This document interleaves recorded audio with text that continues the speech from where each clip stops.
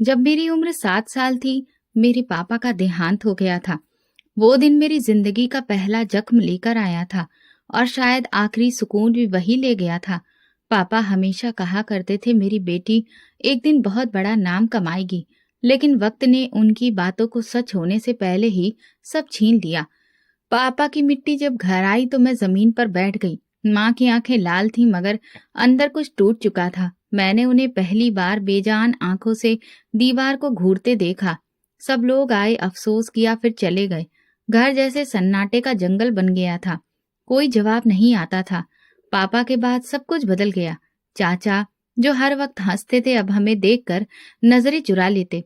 चाची, जो कभी मेरे बालों में चोटी गूंथती थी, अब ऐसे मुंह मोड़ लेती जैसे हम अजनबी हों। माँ ने एक छोटी सी फैक्ट्री में पैकिंग का काम पकड़ लिया। सुबह सूरज निकलने से पहले चली जाती और शाम को वापस आती तो थकी हुई होती, लेकिन मेरे लिए मुस्कान साथ लाती। वो मुस्कान जिसमें जिंदगी के झूठ पर पर्दा था। माँ थक जाती थी। आप मत जाया करो। नहीं बेटा, ये सब तुम्हारे लिए है। तुम पढ़ लिख जाओ तो मेरी थकान खत्म हो जाएगी। लेकिन मैं समझती थी कि उनका दिल पापा के साथ ही खत्म हो चुका है। वो सिर्फ जिंदा थी, जी नहीं रही थी। घर में खामोशी ने पैर पसार लिए थे। चाची कभी कभी कुछ ताने दे जाती। अब इस घर में तो बस बोझ ही बोझ है, और मैं अंदर से सिमट जाती। माँ कुछ नहीं कहती, बस नजरें नीची रखती और काम में लग जाती। फैक्ट्री से वापसी पर माँ जब दुपट्टा उतारती तो माथे पर पसीने के साथ मायूसी चमकती। उनके हाथों में छाले होते, लेकिन आवाज में कभी थकान नहीं आने देती। बेटा, रोटी रखी है, गरम करके खा लो। एक रात चाची की आवाज मेरे कानों में पड़ी। वो चाचा से कह रही थी, देख लिया, पहले तो पति को ही खा बैठी, अब न जाने कहाँ कहाँ घूमती फिरती है। चाचा ने बस एक ठंडी आह भरी, हमें क्या लेना देना, अपने घर की है जो करे, मुझे मत घसीटो। मेरी छोटी सी समझ कुछ ज्यादा समझ न सकी, लेकिन दिल पर चोट जरूर लगी। माँ की आंखों में अक्सर एक अक्स नजर आता, जैसे कुछ छुपा रही हो। वो कुछ कहती नहीं थी, लेकिन उनकी खामोशी बोलती थी। माँ, आप उदास क्यों रहती हैं? नहीं बेटा, मैं तो खुश हूँ। तुम हो ना मेरे पास। मेरी माँ, वो औरत जो दिन रात मेरे लिए काम करती, मुझे पढ़ाती, मेरी हर छोटी बड़ी ख्वाहिश पूरी करने की कोशिश करती, वो वाकई क्या वैसी थी जैसा लोग समझते थे? नंदिनी, कल इंग्लिश का पेपर है ना, रात को सोते वक्त एक बार फिर से रिवीजन कर लेना, और भगवान से भी कहना कि वो तुम्हारी मदद करें। माँ को बस यही फिक्र रहती कि मैं पढ़ लिख जाऊं, अपने पैरों पर खड़ी हो जाऊं। वो अक्सर कहा करती, मेरी बेटी को किसी के सामने हाथ ना फैलाना पड़े, यही मेरी कामयाबी होगी। लेकिन फिर भी चाची का व्यवहार वही रहा। वो हम पर एहसान जताती, अगर हम ना होते तो तुम दोनों सड़क पर होती। उनका हर ताना एक कांटे की तरह दिल में चुभता, लेकिन मन खामोश रहता। मैं चुप रहती, लेकिन अंदर ही अंदर वो चुप्पी मुझे मार रही थी। कभी कभी रात को मैं जागती तो देखती कि माँ खिड़की से बाहर देख रही होती। उनकी आंखें दूर किसी गहरी सोच में डूबी होती। माँ, सो क्यों नहीं रही? बस नींद नहीं आ रही बेटा। मेरी जिंदगी एक ऐसे राज के आसपास घूमने लगी थी जिसे मैं समझ नहीं पा रही थी। मैं सिर्फ इतना जानती थी कि मेरे पापा की मौत के बाद मेरी माँ एक दीवार बन गई थी। ऐसी दीवार जिसने मुझे हर हवा, हर तपिश से बचाया, लेकिन खुद हर मुसीबत को चुपचाप सह लिया। मैं मैट्रिक की पढ़ाई कर रही थी। माँ की जिंदगी जैसे एक ही दायरे में घूमती। सुबह फैक्ट्री, शाम को घर, रात को खामोशी। लेकिन एक दिन मैंने कुछ अलग महसूस किया। माँ ने नए कपड़े पहने थे, वही जो पहले कभी नहीं खरीदे थे। मीठी सी खुशबू, हल्का सा मेकअप और कानों में छोटे से झुमके। मैं चौंक कर देखती, माँ, आपने ये कपड़े कब लिए? उन्होंने नजरें चुरा ली। बस, फैक्ट्री में तनख्वाह थोड़ी अच्छी मिली, सोचा अपनी बेटी के साथ अच्छी लगूंगी। मैं मुस्कुरा दी, लेकिन दिल में कुछ खटका। माँ ने पहले कभी ऐसी बात नहीं की थी। अगले हफ्ते जब रविवार आया, माँ ने आंगन में कपड़े फैलाए और खुद नल के पास बैठकर पांव धोने लगी। उनके पैरों में नई पायलें थीं। मैंने कभी उन्हें जेवर में दिलचस्पी लेते नहीं देखा था। माँ, ये पहली फैक्ट्री के मालिक ने तोहफे में दी है। अच्छी लगी? हाँ, अच्छी है। मगर मेरे दिल में एक सवाल और पैदा हुआ। उसी दिन शाम को माँ ने मुझसे कहा, बेटा, खाना फ्रिज में है, मैं जरा बाहर तक जा रही हूँ, देर हो सकती है। ये भी नया था। माँ पहले कभी शाम के बाद घर से नहीं निकलती थी। अगले दिन जब माँ फैक्ट्री से आई तो उनके हाथ में एक बैग था। अंदर से नीले रंग का खूबसूरत सूट निकाला। ये किसके लिए? अपने लिए लिया है। तुम्हें कैसा लगा? अच्छा है। माँ, हर दूसरे दिन कुछ नया ले आती थी, कभी सैंडल, कभी लिपस्टिक, कभी हैंडबैग। मैं चुप रही, लेकिन रोजाना का ये बदलाव मेरे मन में हलचल पैदा करने लगा। फिर एक दिन स्कूल से वापस आई तो माँ किसी औरत के साथ बैठी थी। वो औरत चमचमाती साड़ी पहने, रंगे हुए बाल, हाथों में भारी भरकम चूड़ियां। ये बड़ी मैडम है, नंदिनी, नमस्ते करो। माँ ने कभी किसी को इस नाम से नहीं बुलाया था। वो औरत मुझे देखकर बोली, यही है तुम्हारी बेटी? बहुत मासूम लगती है। मैं नमस्ते करके अंदर चली गई। दरवाजा बंद करते हुए मैंने सुना, काम की बात कर लेती हूँ। जैसा तय हुआ था, वक्त पर आ जाया करो। काम? कैसा काम? मेरी उलझन गहरी हो गई। एक और शाम माँ ने हाथ में मेहंदी लगा रखी थी। मैंने सवाल किया तो बोली, फैक्ट्री में शादी है किसी की, बस ऐसे ही लगा ली। उनके चेहरे पर एक अलग सी चमक थी। पहली बार मुझे महसूस हुआ कि वो खुद को देखने लगी हैं, जैसे कोई नई जिंदगी शुरू हो रही हो। एक दिन छुट्टी थी। माँ ने कहा, बेटा तुम जरा मोहल्ले से दही ले आओ, मैं नहा रही हूँ। जब मैं वापस आई तो माँ आईने के सामने खड़ी लिपस्टिक लगा रही थी। उनके बाल खुले थे, चेहरा मेकअप से चमक रहा था। माँ, कहाँ जा रही हैं आप?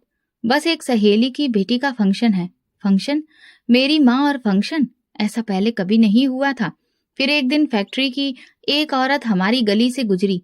उसने मुझे देखा और बोली, माँ कैसी है? अब तो फैक्ट्री भी कम ही आती हैं। मैंने कहा, जी ठीक है, अच्छा लगता है। अब कोई और काम शुरू कर लिया होगा। फैक्ट्री का माहौल उन जैसा कहाँ। मैंने कुछ नहीं कहा, लेकिन अब मेरे दिमाग में हर चीज एक अलग ही रूप बनाने लगी थी।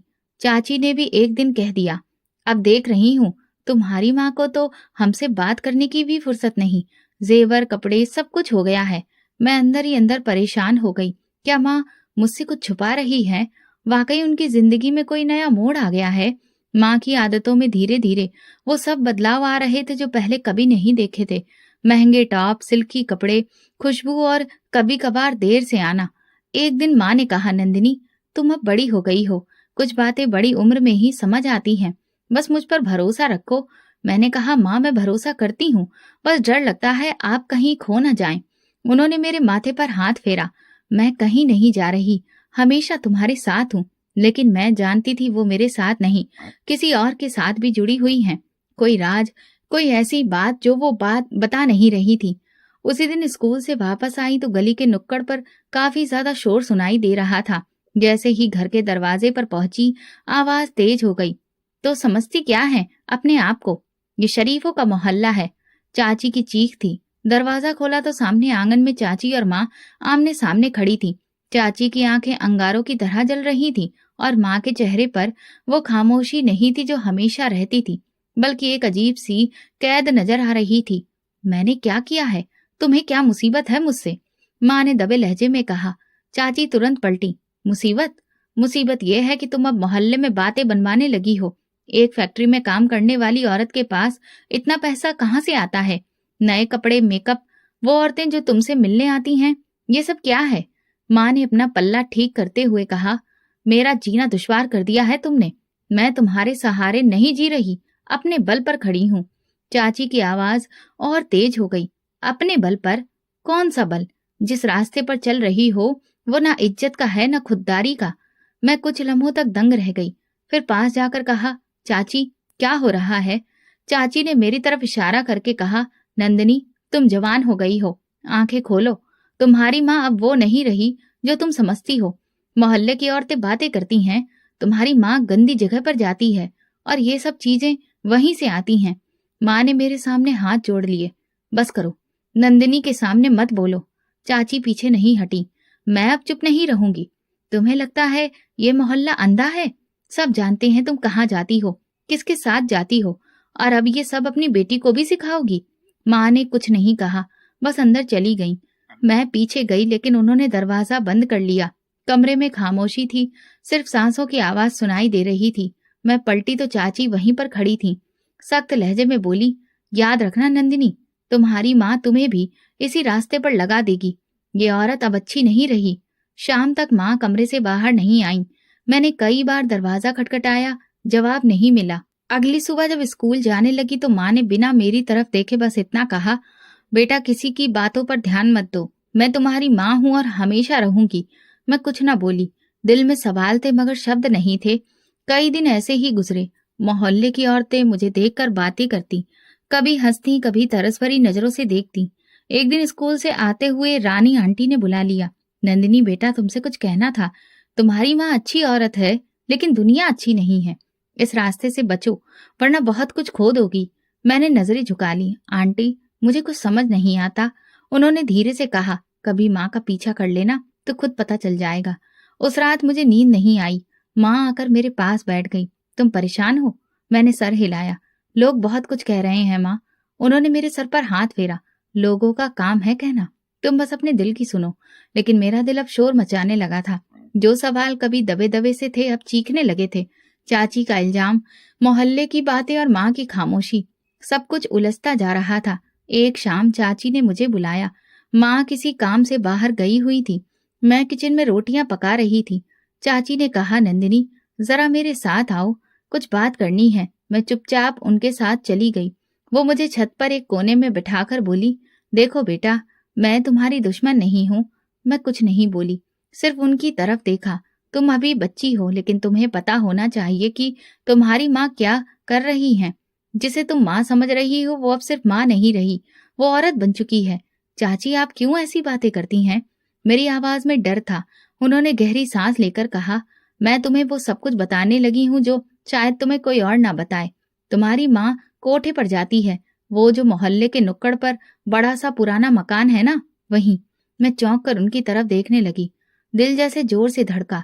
मैंने अपनी आंखों से देखा है, रंगीन साड़ी, घुंघरू, पान की खुशबू और वो सब लोग जिन्हें शरीफ लोग अपने घर में बैठने भी नहीं देते, वो सब तुम्हारी माँ के आस पास होते हैं। आपको गलतफहमी हुई है चाची, मैंने कमजोर लहजे में कहा। वो बोली, गलतफहमी? बेटा, ये मोहल्ला अंधा नहीं है, हर चीज देखी जाती है। तुम्हारी माँ फैक्ट्री नहीं जाती, वो अब दूसरा काम कर रही है। और तुम जानती हो वहां क्या काम होता है? मैंने नजरें झुका ली। उनके शब्द जैसे दिमाग में गूंजने लगे। मुझे लगा मैं बहरी हो जाऊंगी। एक औरत जब इज्जत की कमाई छोड़ दे और रास्ता बदल ले, तो उसकी चाल, उसकी बात, उसके कपड़े सब बदल जाते हैं। क्या तुमने नोट नहीं किया? तुम्हारी माँ पहले कैसी थी, अब कैसी है? मैंने और कुछ नहीं सुना। उठना चाहा तो उन्होंने मेरा हाथ पकड़ लिया। बेटा, तुम मेरी भतीजी हो, इसीलिए कह रही हूँ, वरना कल तुम भी इसी रास्ते पर चली गई तो क्या हम मुंह दिखाने के काबिल रहेंगे? तुम्हारी माँ ने अपने लिए जो किया वो ठीक है या गलत, भगवान जाने, लेकिन तुम अभी मासूम हो। तुम्हें बचाना हमारी जिम्मेदारी है। मैं झटक कर नीचे उतर आई। दिल में तूफान उठ रहा था, आंखों से आंसू बह रहे थे, लेकिन मैंने माँ से कुछ नहीं कहा। वो रात खामोशी से कटी। अगले दिन स्कूल जाते वक्त गली में वही साड़ी वाली औरत दिखाई दी जो पहले माँ से मिलने आई थी। आज भी वो पान चबाकर बातें किए जा रही थी। ऊंची एड़ी की चप्पल पहने गली के नुक्कड़ पर खड़ी थी। मेरी तरफ देखा और मुस्कुराकर बोली, अरे नंदिनी बेटी, तुम्हारी माँ आज आई नहीं? मैं हकलाकर बोली, वो घर पर नहीं है। ठीक है, बता देना, धंधे पर गैर हाजिरी हो तो पैसे नहीं मिलते। ये कहकर वो पलट गई। मेरा दिल बैठ गया। चाची की बातें, वो औरत, सब एक जैसे सच की तरफ इशारा कर रहे थे, मगर दिमाग मानने को तैयार नहीं था। घर आकर माँ को देखा तो वो सब्जी काट रही थी। मैं उनके पास जाकर बैठ गई। माँ, वो औरत कौन थी जो अक्सर आपसे मिलने आती हैं? कौन? माँ ने पूछा। जो साड़ी में होती है, जिसके हाथ में हर वक्त पान होता है। माँ ने चाकू एक तरफ रखकर मेरी तरफ देखा। बस एक जानने वाली है, कुछ काम होता है तो आ जाती है। कैसा काम माँ? माँ ने सर झुका लिया। बहुत सी बातें तुम्हारे समझने की नहीं है अभी। मैं चुप हो गई। कुछ भी साफ नहीं था, लेकिन गहराई में जैसे कुछ काला पानी बह रहा था। हर चीज डूबती जा रही थी। उसी शाम चाची ने फिर से बात छेड़ दी। देख लिया बेटा, अभी भी भरोसा नहीं आया? वो औरत खुद आकर कह गई कि तुम्हारी माँ धंधे पर नहीं आई। ये क्या है? ये वही जगह है जिसे तुम अब तक नजरअंदाज करती आई हो। शायद कोई गलत फहमी हो चाची, शायद माँ किसी और मकसद से जाती हो। मकसद? उन जगहों पर सिर्फ एक ही मकसद से औरतें जाती हैं। तुम जैसी मासूम लड़कियां ही बाद में पछताती हैं। मैंने मुंह छुपा लिया। माँ के बारे में कुछ भी यकीन से नहीं कहा जा सकता था, लेकिन दिल अब भी लड़ रहा था। दिल अभी माँ के हक में फैसला करना चाहता था। एक दिन स्कूल से आकर मैं किताबें रख रही थी कि दरवाजे पर जोर से दस्तक हुई। बाहर गली में शोर था, लेकिन उस दस्तक में एक अजनबीपन था। माँ घर पर नहीं थी। मैंने दरवाजा खोला तो सामने वही औरत खड़ी थी जो कभी कभार माँ से मिलने आया करती थी। आज उसकी हालत औरतों से अलग थी। साड़ी गुलाबी रंग की, बाल बंधे हुए और पाँव में घुंघरू बंधे थे, जो चलते वक्त छन्न छन्न की आवाज दे रहे थे। हाथ में पान की डिब्बी थी, होंठ सुर्ख, बालों में गजरा लगाए। उसने मुझे ऊपर से नीचे तक देखा और फिर माथे पर बल डालकर बोली, तुम्हारी माँ कहाँ है? मैंने धीरे से कहा, वो घर पर नहीं है। वो औरत तंजिया हंसी। आज फिर गैर हाजिर? ये तो काम का तरीका नहीं। अगर काम वक्त पर नहीं हो तो मैं एक कौड़ी नहीं देती। मैं चुपचाप खड़ी रही। मेरे पास उनके सवाल का कोई जवाब नहीं था। वो बिना रुके बोलती गई, कह देना उससे, गुस्सा हाई हो गया है। आज के बाद छोटा मोटा काम तभी मिलेगा जब वक्त पर पहुंचेगी। और हाँ, जिस दिन नहीं आएगी उस दिन भी पैसे गए। मेरे दिल में कुछ हुआ। मैं दरवाजा बंद करने लगी तो उसने एक नजर और डाली। बेचारी बेटी, मासूम लगती है। भगवान करे माँ के कदमों के निशान पर ना चले। दरवाजा बंद हुआ तो मैं देर तक सदमे में खड़ी रही। आंगन में धूप थी और मेरी आंखों के सामने धुंध सी छा गई थी। वो औरत, उसकी बातें, चाची की आवाजें सब एक साथ घूमने लगे। कुछ लम्हे के बाद मैं अंदर जाकर कुर्सी पर बैठ गई। किचन में सब्जी की खुशबू आ रही थी, जो माँ ने सुबह जल्दी में बनाई थी। मगर मेरा दिल ना तो खाने को चाह रहा था, ना किसी से बात करने को। शाम को माँ वापस आई। उनकी चाल में हल्की सी थकान थी, मगर चेहरे पर जैसे कुछ कहने से बच रही हो। नंदिनी, कुछ खाया? उन्होंने पूछा। मैंने इनकार कर दिया। क्या हुआ, तबीयत ठीक है? माँ, एक औरत आई थी, शांताबाई। माँ के चेहरे पर जैसे कुछ पल के लिए जमाव आ गया हो। वो खुद को संभाल कर बोली, क्या कहा उसने? कहा आप धंधे पर नहीं आई, इसलिए वो एक कौड़ी नहीं देगी। माँ कुछ पल चुप रही, फिर धीरे से बोली, वो औरत वैसी ही है, बात करने का तरीका नहीं आता उसे। तुम दिल पर मत लो। मैंने उनकी आंखों में झांकने की कोशिश की, मगर वो नजरें चुराने लगी। माँ, आप कहाँ जाती हैं? वो धंधा क्या होता है? माँ तुरंत मेरे कंधे पर हाथ रखकर बोली, ये तुम्हारे जानने की बातें नहीं है बेटा, तुम पढ़ाई पर ध्यान दो। लेकिन अब बात सिर्फ पढ़ाई तक नहीं रही थी। ये बात मेरी इज्जत, मेरे भरोसे और मेरे सवालों तक पहुंच चुकी थी। अगली सुबह माँ नाश्ता बना रही थी। मैं चुपचाप दरवाजे के पीछे खड़ी रही। वो फोन पर बात कर रही थी। हाँ, वक्त पर पहुंच जाऊंगी। नहीं, नंदिनी को भी कुछ नहीं पता। बस शांता को समझाओ, बच्ची के सामने वो बातें ना करे। मेरे पैरों तले से जमीन खिसक गई। दिल में जो थोड़ी बहुत जगह माँ के लिए बची थी वो भी हिलने लगी। उस दिन मैंने चाची से कुछ नहीं सुना, लेकिन उनके तेवर जैसे जीत की खुशी में बदले हुए थे। वो मुझे देखकर बोली, अब तो खुद भी सुन लिया होगा, और कितना अंधी बनी रहोगी। मैं जवाब देने की कोशिश करने लगी कि चाची, शायद कोई और बात हो। बात? वो हंसने लगी। बात तो वही है जो हर कोठे बाली के आसपास घूमती है। अब तुम्हारी माँ भी वैसी ही है। दिन गुजरते जा रहे थे। माँ के व्यवहार में कुछ ज्यादा बदलाव नहीं था, लेकिन हर दिन कुछ न कुछ इशारा दे रहा था। कभी नए कपड़ों की थैली, कभी किसी अमीर औरत का फोन, कभी कुछ रकम जो फैक्ट्री की तनख्वाह से कहीं ज्यादा लगती। मैं उन्हें रात को खिड़की से बाहर देखती रहती। माँ कमरे में सोती रही और मेरे मन में सवालों की चिंगारी बढ़ती गई। जो कुछ शांताबाई ने कहा वो सिर्फ शब्द नहीं थे, वो मेरी दुनिया को चीर देने वाले तीर थे। और मैं खुद गहराइयों में डूब चुकी थी, जहां सच्चाई के साए भी धोखा लगने लगे थे। 2 दिन तक मैंने माँ से ज्यादा बात नहीं की, ना कुछ पूछा, ना उनकी तरफ ज्यादा देखा। मैं जानना तो सब कुछ चाहती थी, लेकिन डर भी लगता था कि अगर जो सच मैं सुनना नहीं चाहती वही निकल आया तो क्या होगा। लेकिन दिल में एक परत थी जो हर पल उखड़ रही थी। तीसरे दिन शाम को माँ ने मेरे लिए चूड़ियां खरीदी, नीले रंग की, वैसे ही जैसी बचपन में लाकर देती थी। तुम्हें पसंद आएंगी इसलिए ले आई। मैंने चूड़ियां हाथ में ली और कुछ देर अच्छी लगी, फिर उनकी तरफ देखा। कहाँ से लाई हो? बाजार से। बाजार तो सब कुछ बेच देता है, क्या आप भी खुद को बेच देती हैं? माँ का चेहरा एकदम सफेद पड़ गया। चूड़ियां उनके हाथ से गिर गईं। वो कुछ बोलना चाहती थी, लेकिन शब्द कहीं खो गए। माँ, आप कहाँ जाती हैं? वो औरत कौन है? आप धंधे पर जाती हैं? चाची कहती है आप कोठे पर जाती हैं। मैं खुद हर रोज कुछ ना कुछ देखती हूँ। आखिर सच क्या है? माँ सिर झुकाए खड़ी थी। खामोश क्यों है? जवाब क्यों नहीं देती? क्या सब कुछ सच है? माँ अभी भी चुप थी। मैंने वो चूड़ियां उनके कदमों में फेंक दी। मुझे नहीं चाहिए आपका पैसा, नहीं चाहिए आपकी खामोशी। यही गवाही दे रहा है कि सब कुछ सच है। माँ ने धीरे से कहा, नंदिनी, तुम नहीं समझोगी। आपने भी नहीं समझा है। अगर यही सब करना था तो मुझे बचपन में ही मार देती, गला घोट देती।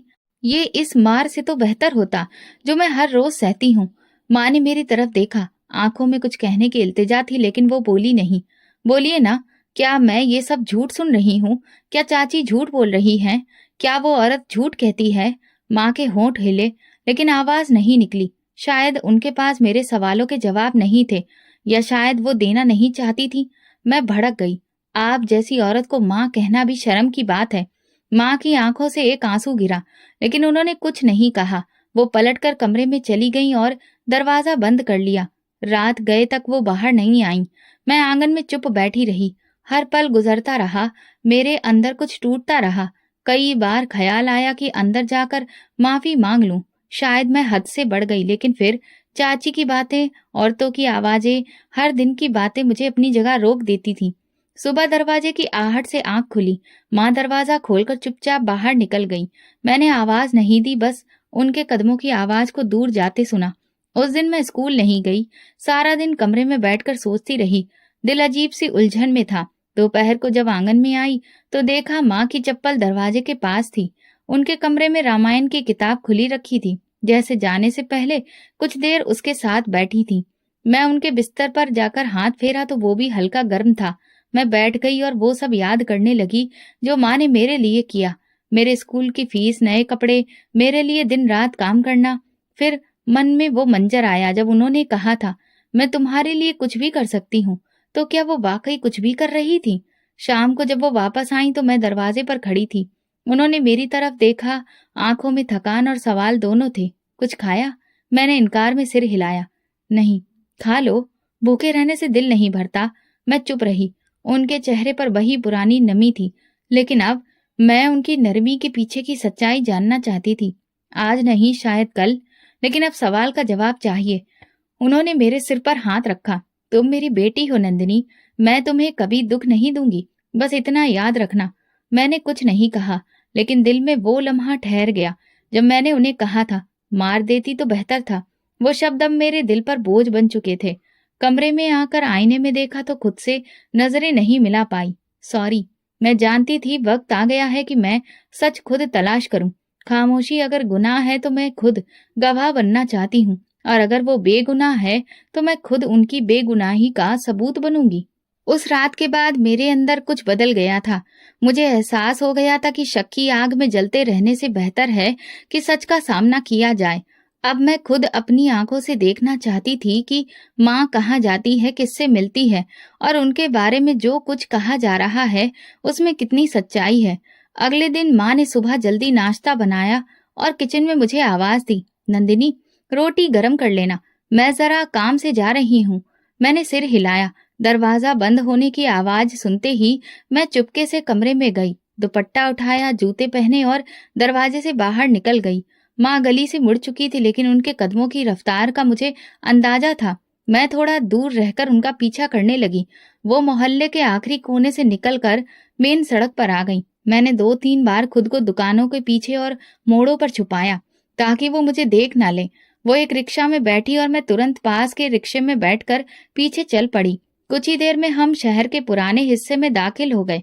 यहाँ गलियां तंग थीं, मकान खस्ता, लेकिन कुछ बिल्डिंग्स पर चमकते हुए बल्ब और रंग बिरंगी रोशनियां साफ बता रही थी कि ये कोई आम इलाका नहीं।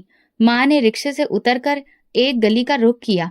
मैं थोड़ा पीछे रुकी और रिक्शा वाले को पैसे देकर तेजी से उनके पीछे चल दी। वो एक बड़े दरवाजे के पास जाकर रुकी थी, जिसके ऊपर लकड़ी का पुराना सा बोर्ड लगा हुआ था। मैंने खुद को एक खंबे के पीछे छुपा लिया और वहां खड़ी हो गई। माँ दरवाजे पर खड़ी थी। उन्होंने साड़ी का पल्लू ठीक किया, बालों और हाथ पांव को संवारा और दरवाजे पर हल्की सी दस्तक दी। कुछ ही पलों में दरवाजा खुला और माँ अंदर चली गई। मेरे पैरों तले जमीन खिसक गई। जब वो नजरों से गायब हो गई तो मैं धीरे धीरे दरवाजे के पास गई। सामने तख्ती पर जो लिखा था उस पर चमकती हुई सुनहरी स्याही में लिखा था, तितलियों का चमन सिर्फ अमीर लोगों का दिल बहलाने के लिए। ये पढ़ते ही मेरी आंखों के सामने अंधेरा छा गया। दिल की धड़कन तेज हो गई, जैसे शरीर में खून की रफ्तार बढ़ गई हो। मैं एक कदम पीछे हटी और दरवाजे की दीवार से लग गई। इतने में अंदर से मौसीकी की धीमी आवाज आने लगी, जैसे किसी प्रोग्राम की तैयारी हो। हंसी की आवाजें, घुंघरुओं की झनकार और कभी कभार मर्दाना ठहाके। ये वो सब कुछ था जिससे मैं हमेशा घृणा करती आई थी, गंदा, बदनाम और शर्मनाक समझती थी। कुछ देर के बाद एक नौजवान जो महंगे कपड़े पहने था दरवाजा खोलकर अंदर गया। पीछे से एक औरत ने उसका स्वागत किया और फिर दरवाजा बंद कर दिया। मैं दीवार के पीछे से ये सब देख रही थी। माँ अंदर मौजूद थी और वो जगह, वो माहौल, सब कुछ चाची की बातों को सच साबित कर रहा था। मगर इसके बावजूद मेरे दिल में एक शक बाकी था। क्या वाकई माँ वही सब कुछ कर रही थी जिसका मुझे संदेह था, या फिर कोई और सच्चाई भी छुपी थी जिसे मैं नहीं जानती थी। इसी बीच एक ऑटो रिक्शा आकर रुका और उसमें से दो आदमी उतरे। एक ने सिगरेट जलाया और दूसरा अंदर की ओर देखते हुए बोला, सुना है आज नया माल आया है, वही जिसका जिक्र शांता बाई कर रही थी। बड़ी खास चीज है। कौन? वही जो पहले फैक्ट्री में काम करती थी। हाँ वही, कहते हैं बहुत खास बन गई है। मैंने सांस रोक ली। ये बात मेरी माँ के बारे में थी। अब न केवल मोहल्ले वाले बल्कि यहाँ के बाकी लोग भी माँ के बारे में वही बातें कर रहे थे। मैं तुरंत वहां से हट गई और कोने में जाकर बैठ गई। मेरे हाथ कांप रहे थे और दिल सुन्न हो गया था। आंखों के सामने माँ का अंदर जाना बार बार घूम रहा था। दिमाग तो वापस आ चुका था मगर दिल अभी भी बेचैन था। उस रात नींद मुझसे कोसों दूर थी। तख्ती पर जो लिखा था वो मेरी आंखों में छप चुका था। अब मेरे पास खामोशी का कोई बहाना नहीं था।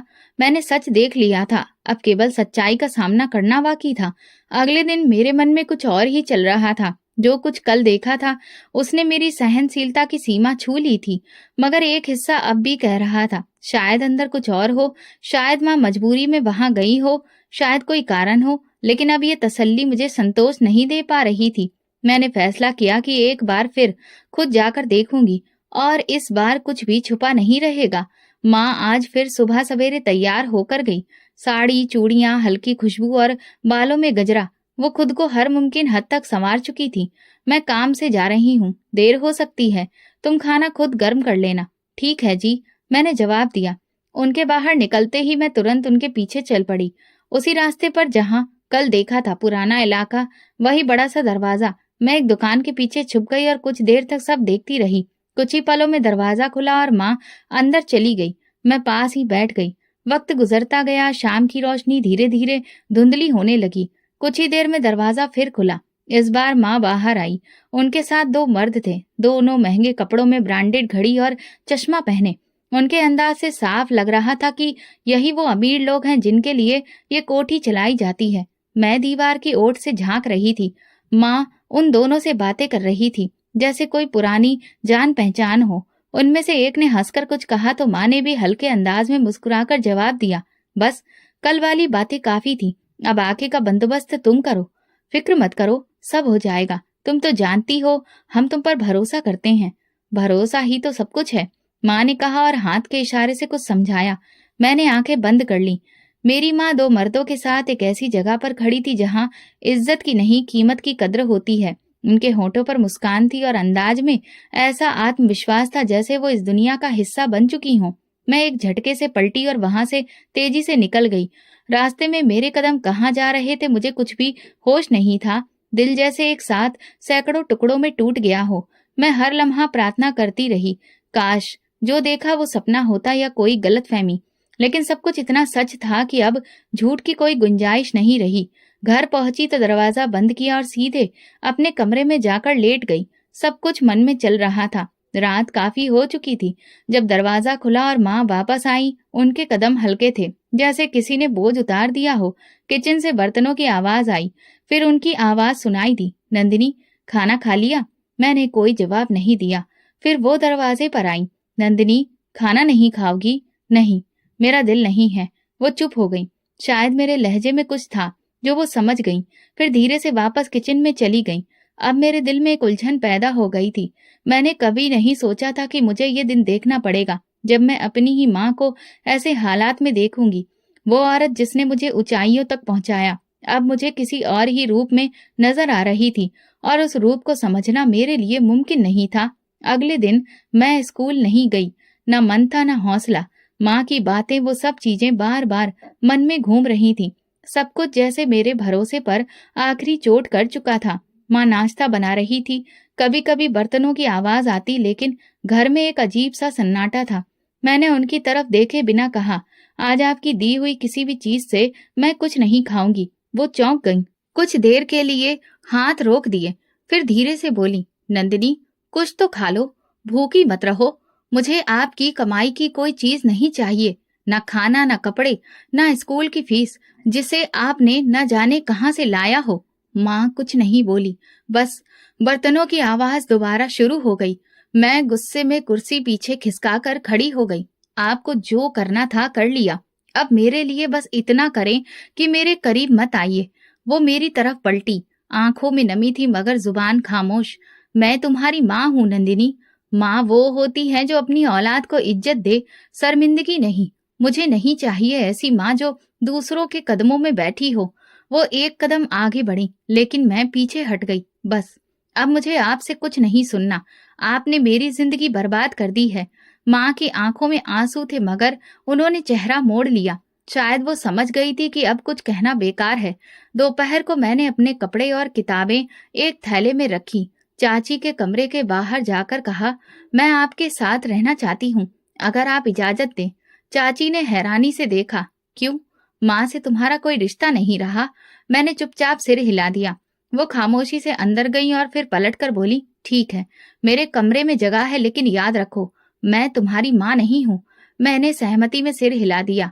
शाम तक माँ ने कुछ नहीं पूछा, न रोका, ना ही पास आई। उन्होंने बस एक नजर डाली, जैसे सब कुछ जानती हो, और फिर कमरे में वापस चली गई। अगली सुबह मैंने स्कूल की यूनिफॉर्म खुद धोई, नाश्ता खुद बनाया। दरवाजे से निकलते वक्त एक बार भी पीछे मुड़कर नहीं देखा। चाची के साथ रहना आसान नहीं था, मगर अब मेरे पास कोई और रास्ता नहीं था। मोहल्ले में लोग अब भी बातें करते थे, लेकिन अब मैं नजरअंदाज करना सीख चुकी थी। माँ दिन भर खामोश रहती थी। उनकी आंखों में कैसी थकान रहने लगी थी जो पहले नहीं थी, मगर अब वो मेरे लिए अजनबी बन चुकी थी। जब कभी आंगन में सामना होता तो वो मुझे रोकने की कोशिश करती। बेटा, थोड़ा वक्त दो, सब समझ आ जाएगा। मुझे अब कुछ नहीं समझना। मैं अपनी माँ खो चुकी हूँ, और जो आप हैं उनसे मेरा कोई रिश्ता नहीं है। एक रात वो देर से घर लौटी थी। मैं आंगन में बैठी थी। उन्होंने पूछा, खाना खाया? आपको लगता है कि मैं आपकी कमाई से खाऊंगी? ये सब तुम्हारे लिए ही तो कर रही हूँ नंदिनी। उनकी आवाज भारी हो गई थी। अगर मेरे लिए ये सब किया तो फिर तो आपको बहुत पहले ही मुझे मार देना चाहिए था। माँ की आंखों से आंसू बहने लगे। उन्होंने कुछ और कहना चाहा, फिर चुप हो गई। चाची ने दूसरे दिन तंजिया अंदाज में कहा, आखिरकार तुम्हें अकल आ गई। हम कब से कह रहे थे तुम्हारी माँ वो नहीं जो नजर आती है। मैंने कुछ नहीं कहा। अब ना किसी का सहारा चाहिए था, ना सफाई। मैं अपनी माँ से हर रिश्ता खत्म कर चुकी थी। एक दिन माँ ने खामोशी से मेरा यूनिफॉर्म धोकर आंगन में सुखा दिया। मैंने उसे वापस ले जाकर उनके दरवाजे के बाहर रख दिया। साथ ही एक कागज पर लिखा, मेहरबानी करके मेरे कपड़ों को मत छुएं। पढ़ने के बाद माँ ने वो कागज तय करके अपनी जेब में रख लिया और दरवाजा बंद कर लिया। उसी रात बारिश हुई। कमरे की छत से पानी टपक रहा था। मैं जागी और देखा, माँ छत पर चढ़ी हुई थी, भीगती हुई। वो एक सुराख बंद कर रही थी। वो मुझे भीगने से बचा रही थी। मैं चुपचाप खिड़की से उन्हें देखती रही, मगर दरवाजा नहीं खोला। मेरे दिल में तूफान था, लेकिन जुबान खामोश थी। वो कुछ कहना चाहती थी, मगर मेरे शब्द पहले ही दरार डाल चुके थे। अब हमारे बीच सिर्फ खामोशी बची थी, और उसी खामोशी में माँ की आंखों के आंसू और मेरा खत्म हुआ रिश्ता दोनों बह रहे थे। माँ के साथ रिश्ता तो मैंने पहले ही तोड़ दिया था, लेकिन वो घर में मौजूद थी। अपने कमरे में चुपचाप रोज सुबह जाती, शाम को वापस आती और खामोशी से दीवारों से बातें करती। मैं आंगन से गुजरती तो उनकी झलक देखकर नजरें फेर लेती। वो भी शायद अब समझ गई थी कि मेरे दिल में उनके लिए कोई जगह बाकी नहीं रही। फिर एक दिन वो हमेशा की तरह सुबह जल्दी निकली, लेकिन रात तक वापस नहीं आई। शुरुआत में तो मुझे कोई फर्क नहीं पड़ा। चाची ने कहा, आवारा लोगों के लिए रात क्या दिन क्या, कोई फर्क नहीं पड़ता। चली गई होगी कहीं किसी और के घर। मैंने सिर्फ सिर हिलाया, जैसे उनकी गैर मौजूदगी मेरे लिए कोई मायने नहीं रखती। अगला दिन भी गुजर गया, वो नहीं आई। चाची ने एक बार फिर कहा, अगर 2 दिन में नहीं आई तो पुलिस में रिपोर्ट कर देनी चाहिए। मैंने जवाब दिया, जिसकी जिंदगी का पता नहीं हो उसकी गुमशुदगी का क्या पता चलेगा। तीसरा दिन आया, ना फोन, ना कोई संदेश। मोहल्ले की किसी औरत ने भी उन्हें कहीं नहीं देखा। चाची ने कुछ गली के लड़कों को भेजकर पता करवाया। शायद वही पुराना कोठा हो या वो औरत जिसका नाम शांताबाई है, वहां कुछ सुराग हो। चौथे दिन सुबह के वक्त दरवाजे पर दस्तक हुई। मैंने दरवाजा खोला तो सामने दो अजनबी खड़े थे। एक के हाथ में फाइल थी, दूसरे ने पुलिस का बैज पहना हुआ था। आपका नाम नंदिनी है? जी। आपकी माँ का नाम सुमन। उन्होंने एक नजर एक दूसरे को देखा, फिर धीरे से कहा, हमें अफसोस है, आपकी माँ एक हादसे में मर चुकी हैं। मेरे अंदर कुछ भी हरकत नहीं हुई, जैसे ये खबर न दिल को छू रही थी न दिमाग को। मैं दरवाजे से हटकर एक तरफ हो गई। चाची पास आ गई। क्या हुआ? पुलिस वाले ने जवाब दिया, रात को शहर के पुराने इलाके में एक बिल्डिंग में धमाका हुआ। आपकी माँ वहीं मौजूद थी। चाची ने तुरंत कहा, तो वो किसी धंधे में ही मरी है। हमें पहले ही शक था। पुलिस वाले ने कुछ औपचारिक सवाल किए, शिनाख्त के लिए फॉर्म दिया और कहा, डेड बॉडी को अस्पताल में भेज दिया गया है। आप लोग पहचान कर लें ताकि अंतिम संस्कार का बंदोबस्त हो सके। मैं चुप हो गई। कुछ भी महसूस नहीं हुआ। चाची ने मेरा हाथ पकड़ा, चलो अब ये जिम्मेदारी भी पूरी करो। जो भी थी माँ थी तुम्हारी। अस्पताल के मुर्दाघर में सफेद चादर में लिपटी लाश रखी थी। एक पल को मुझे सांस रोकनी पड़ी। वही चेहरा, वही झुर्रियां, वही हाथ जिन्होंने बचपन में मेरा हाथ थामा था, अब बेजान थे। चाची ने कान में कहा, अभी वक्त है, माफी मांग लो। मैंने कोई जवाब नहीं दिया। अंदर कुछ नहीं था, जैसे दिल दिमाग बंद हो चुके थे। माँ की डेड बॉडी आंगन में रखी थी, सफेद कफन में लिपटी हुई, लेकिन एक अजीब सी खामोशी थी जिसमें बहुत गहराई थी, जैसे कोई बहुत बड़ी जंग जीत कर वापस आया हो। मोहल्ले की औरतें आसपास बैठी थी, कुछ अफसोस कर रही थी, कुछ बस देख रही थी। लेकिन जो सबसे हैरान करने वाली बात थी वो खुशबू थी। एक हल्की मगर बहुत खास खुशबू, ऐसी जो आम इत्र से नहीं आती, न ज्यादा तेज न हल्की, बस अजीब सी तासीर लिए हुए जो दूर तक फैल रही थी। एक औरत ने धीरे से कहा, मैंने तो ऐसी खुशबू कभी किसी डेड बॉडी से नहीं सूंघी। बाकी कुछ लोग जो हमेशा ताने देते थे आज चुप थे। किसी ने कहा, पता नहीं हमने इस औरत के बारे में क्या कुछ नहीं कहा, लेकिन अब तो भगवान खुद गवाही दे रहा है। चाची का चेहरा सफेद पड़ चुका था। वो बार बार मेरी तरफ देखती, जैसे कुछ पूछना चाहती हो कि ये सब क्या हो रहा है। मैं नजरें झुका ली, क्योंकि मेरे पास भी कोई जवाब नहीं था। दोपहर तक आंगन में लोग जमा हो गए, कुछ जानने वाले, कुछ मोहल्ले वाले और कुछ वो जिन्हें मैंने पहले कभी नहीं देखा था। उनके कपड़े, अंदाज और व्यवहार से लग रहा था कि वो आम लोग नहीं हैं। फिर गली के मोड़ पर अचानक गाड़ियों का एक बड़ा काफिला दिखाई दिया। फौजी गाड़ियां, झंडे और यूनिफॉर्म पहने हुए बड़े बड़े अफसर तेजी से घर के दरवाजे तक पहुंचे और आंगन में आ गए। उनके आने पर सब लोग हैरान थे। किसी ने कहा, ये क्या माजरा है? आर्मी के लोग यहाँ पर क्यों आए हैं? लेकिन अगला मंजर सबको और ज्यादा हैरत में डाल गया। एक अफसर आगे बढ़ा, डेड बॉडी के पास आया और बाकायदा सलामी दी। उसके पीछे खड़े बाकी फौजियों ने भी एक साथ सलामी दी। आंगन में पूरी तरह से खामोशी पसर गई। मैं पत्थर सी खड़ी थी। चाची का हाथ मेरे बाजू पर आकर टिक गया। वो खुद को सहारा दे रही थी। किसी ने कहा, क्या ये वही सुमन है, नंदिनी की माँ? अफसर ने कुछ लम्हों के इंतजार के बाद मुझसे पूछा, क्या आप नंदिनी हैं? हाँ। आपकी माँ के बारे में कुछ बातें करनी है, अगर आप इजाजत दें। मैंने सिर हिलाया। अफसर ने गहरी सांस ली, फिर सबके सामने बोलना शुरू किया। सुमन जी हमारी खुफिया एजेंसी में काम करती थी। उनका मिशन बेहद नाजुक था। वो एक ऐसे नेटवर्क के अंदर काम कर रही थी जो देश के खिलाफ साजिश कर रहा था। इस मिशन के दौरान वो कई बार अपनी जान खतरे में डाल चुकी थी। लोग एक दूसरे को देखने लगे। अफसर ने अपनी बात को जारी रखा। उनकी पहचान हमेशा छुपी रही, यहाँ तक कि उनके अपने करीबी भी उनकी सच्चाई से अनजान थे। लेकिन जो कुर्बानी उन्होंने दी, उसकी जितनी तारीफ की जाए कम है। कल रात के हादसे में उन्होंने अपनी जान देकर कई और जानें बचाई हैं। मेरी चाची के मुंह से अचानक निकला, हे भगवान, हमने तो समझा था कि। अफसर ने बात काटते हुए कहा, हम जानते हैं उनकी जिंदगी आसान नहीं थी, मगर वो जो कुछ भी कर रही थी वो वतन के लिए था। हमें गर्व है कि वो हमारे साथ थी। आंगन में कई लोगों की आंखें नम हो गईं। मोहल्ले की बुजुर्ग औरतें जिन्होंने कभी माँ से सीधे मुंह बात तक नहीं की थी, आज सिर झुकाए खड़ी थी। अफसर ने मुझसे कहा, आपकी माँ ने आपके लिए एक चिट्ठी छोड़ी थी जो हमें आप तक पहुंचानी थी। मैंने चिट्ठी को पकड़ा और मेरे हाथ कांप रहे थे। फौजी कुछ देर बाद खामोशी से वापस चले गए, लेकिन उनके जाने के बाद जो सुकून आंगन में छा गया वो पहले जैसा नहीं था। अब जैसे सबके मन में सवाल उठ रहे थे और जवाब में बदल रहे थे। मेरी चाची मेरे पास आई। नंदिनी, मुझे माफ कर दो, मैंने तुम्हारी माँ के बारे में बहुत कुछ कहा, बहुत कुछ सोचा, लेकिन सच तो कुछ और ही था। मैंने दिल से कहा, सच को समझने के लिए हमने जो कीमत दी है वो बहुत बड़ी है। शाम तक माँ की अंतिम विदाई की तैयारी पूरी हो गई। मोहल्ले की औरतों ने खुद सारा इंतजाम हाथों में ले लिया था। जो कभी माँ की बात करने से कतराती थीं, आज उन्हीं के लिए प्रार्थनाएं कर रही थीं। शमशान घाट पर जब माँ के लिए लकड़ियों को इकट्ठा किया जा रहा था तो पंडित जी ने कहा, भगवान जिन्हें शहीद होने का दर्जा देता है वे लोग वाकई में खास होते हैं। मैं भी उनकी चिता पर एक एक करके लकड़ियां रख रही थी। मन में वो सारे लम्हे घूम रहे थे जब मैंने अपनी माँ पर शक किया, उनसे नफरत की और उनकी खामोशी को गुनाह समझा। खुशबू अभी भी हवा में कायम थी और मैं समझ चुकी थी कि मेरी माँ ना सिर्फ एक बहुत ऊंचे दर्जे की औरत थी, बल्कि वे मुझसे बढ़कर अपने भगवान और वतन से वफादार थी।